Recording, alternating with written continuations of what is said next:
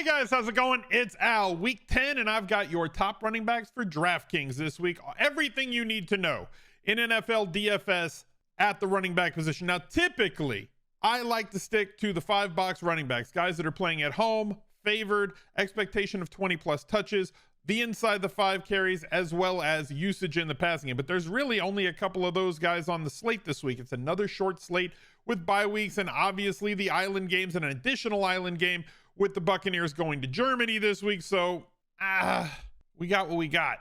I got 3 5-box running backs for you. I'm going to throw in 2 other running backs onto the list to give you guys kind of a view of how I'm looking at the main slate, kind of a more truncated view than on the more, robust 12, 13, 14 game slate. So let's get to the running backs for week 10. Let's go. He's a legend.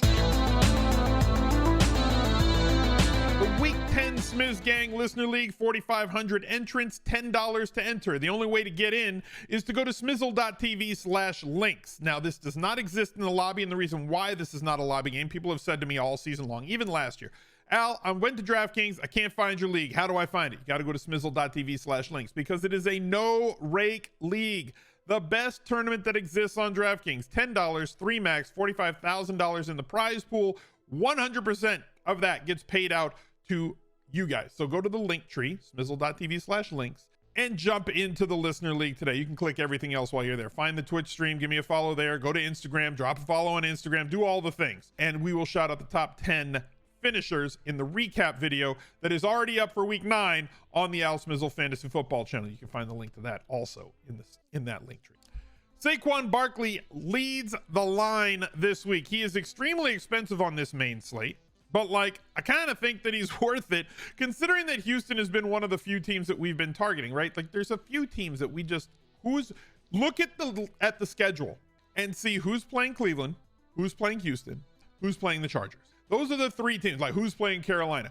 And just the running backs that are playing against those teams are typically extremely powerful plays on the slate. Every single week, week in, week out. Yeah, there might be some anomalies where somebody that we thought was going to be a good play fails, right? But more often than not, that's been your path to success. So Houston doing a terrible job of tackling, just like they were last year, giving up huge chunks of yards on a yards per carry standpoint, on a yards before first contact standpoint. And if you give SAQUON Barkley 2-3 yards before anybody touches him and let him get to that second level, his big play ability is somewhat unrivaled, and he's one of the best, one of the top 3, 4, 5 guys in the league at making big plays happen. Also, steady usage in the passing game, the only show that exists in the backfield for the New York Giants. They really don't have much on the outside for them to throw the ball to, so it's basically been SAQUON running the ball, Daniel Jones trying to get first downs with his legs, one of the top 5 or 6 fantasy point per game rushing quarterbacks so far this year, but not stealing touchdowns away from SAQUON Barkley. Fantastic year for him,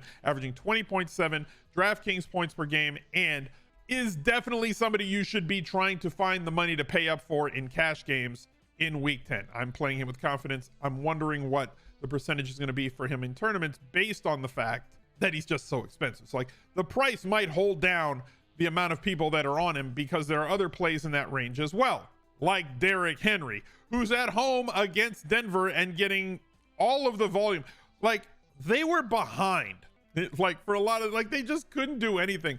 The Titans offense is completely hapless right now, right? They couldn't do anything with Malik Willis under center. His completion percentage looks like an April batting average right now. It should not be this low. That should not be the thing. Also, they have nobody who can consistently get open on the outside. Robert Woods is a good wide receiver, but they just don't have anything.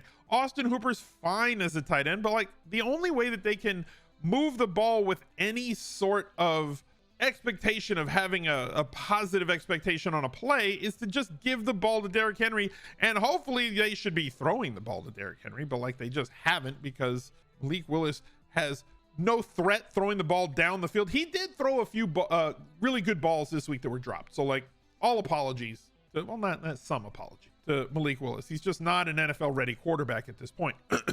Although he is somebody that I am anxious to watch play. I like watching him play, but he has not looked good at all. He has lived up to the billing of not ready for prime time at this point. But even with him not ready for prime time, in the 2 games that he started, 38 points, 26 points for Derrick Henry. Now they get to go up against Denver, who is trading pieces away at the deadline. They are clearly looking towards next year, trying to see what they can do to improve this squad. And Derrick Henry's going to get the ball more than likely, as they are at home and favored, 25 to 30 times. We're going to get a lot of opportunities. 33 opportunities in week 8 against Houston, 33 opportunities in week 7, 30 opportunities here, 27 opportunities against Indy, another 30 opportunity. Let's set 25 plus opportunities. Carries plus targets is a lock, right? 30 plus is probably minus 110, where it's like a coin flip. Will or will he not get 29 and a half opportunities this week? It'd probably be even action on both sides of that. And anytime that you give Derrick Henry that many touches, he's probably going to thrive. So Derrick Henry is a monster week in, week out, and like way more viable this year when Tannehill is starting because of how many more targets they have been giving him. The old Derrick Henry is back, really, with Willis under center. We're like, if he doesn't score these touchdowns, the line looks a lot different, and it's a lot more difficult paths to him paying off that 8,300. So hopefully the touchdown sustained. Hopefully Tannehill can get back, and this offense can get back to some modicum of normality. But Derrick Henry, a favorite to get you a 100-yard bonus on DraftKings. Hopefully they throw him the ball a few times, and a favorite to score a touchdown every single week. Josh Jacobs squares off against the Indianapolis Colts, who are firing literally everybody and giving absolute bangers of press conferences. They're a hot mess, a whole hot mess at this point. And Josh Jacobs does get an opportunity right here to launch himself in offensively against that hot mess. Like, it's not like the Raiders aren't a hot mess in their own right, but at least they're giving the ball to Josh Jacobs this season, even though the last 2 weeks have been bad. We do have an expectation of 20 opportunities in this one. Got 17 last week in a game that they blew against the Jaguars, where Devontae Adams went off. They're going to establish Josh Jacobs in this one because of how inefficient Indianapolis has been, both offensively and defensively. Home favorites, they should be playing from ahead. I'm expecting an easy 20 opportunities here with great usage in the passing game, and when they get close, we should see them handing the ball to Josh Jacobs inside the 10, inside the 5-yard line. Another fantastic play this week, though. The salary is up to 7,600. Looking at where it's been the last few weeks, 73, 75. People are going to be off of him. 2 bad games in a row. Salary remains high. It's the highest point that it's been all season. So Josh Jacobs could be the lowest played of the 5-box runners, should be the lowest played of the 5-box running backs this week, which, if he is, will make for a fantastic contrarian play in tournaments.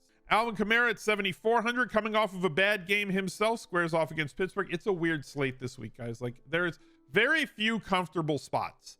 Like, nothing feels good. I just did my running back rankings for the week for season long on the smizzle Fantasy Football channel, and like, it's ugly. Like, after you get past like number 13, usually I can get all the way to like 22, 23, and the plays are like solid. This week, it's a bad slate, like the whole week, and that includes island games. So like, when you focus down from the island games down to like just the 10, there's not many comfortable spots this week. So Alvin Kamara, off of a 9.2 point performance, now gets to square off against Pittsburgh. They have to throw him the ball more. That's just all there is to it. This offense cannot survive if they do not give Alvin Kamara 7+ targets a game. I think that they know this. I think they realize this, and we'll solve that in the film room this week leading up to the game against Pittsburgh. It's not like Pittsburgh has done a good job at stopping many opposing offenses with the absence of the players that they have defensively, and as inefficient as their offense has been, and giving teams really good field position this year because they can't throw the ball over 5 yards down the field, and their offensive line has been trash.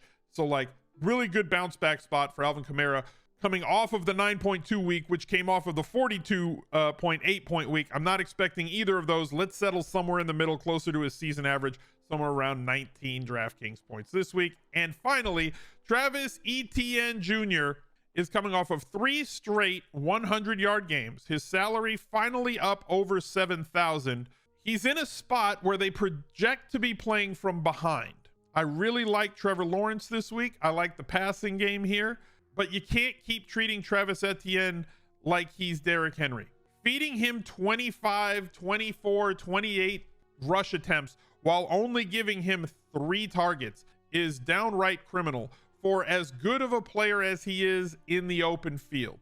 He's been really solid at running the football between the tackles and off tackle, right? There's no doubt that he has been good, but you can't rely on a 49-yard play 48-yard play on the ground every single week. If you take these plays away, he looks much less efficient. And we saw that last week with under 4 yards per carry. The best way to get a weapon like ETN involved is in the passing game, something that he thrived at in college. And we know or believe that as a prospect that that's the best part of his game. Also, involving him that way will help out Trevor Lawrence a ton. And hopefully they can get him the 5. Like I tweeted this out last week, normalize getting Travis Etienne 5+ targets per game. Because at this point, that's the best route to him paying off this 7,000+ salary. He is going to be popular this week because of the 3 straight games over 20 fantasy points. And for him to get another one this week, we're going to have to see more usage in the target column. So hopefully the Jaguars, we're going to assume some rational coaching here and assume that the Jaguars are going to get their probably best offensive weapon the ball in more creative ways than just handing it off between the tackles. Thank you guys for watching. Look out for another video right there. He's a legend.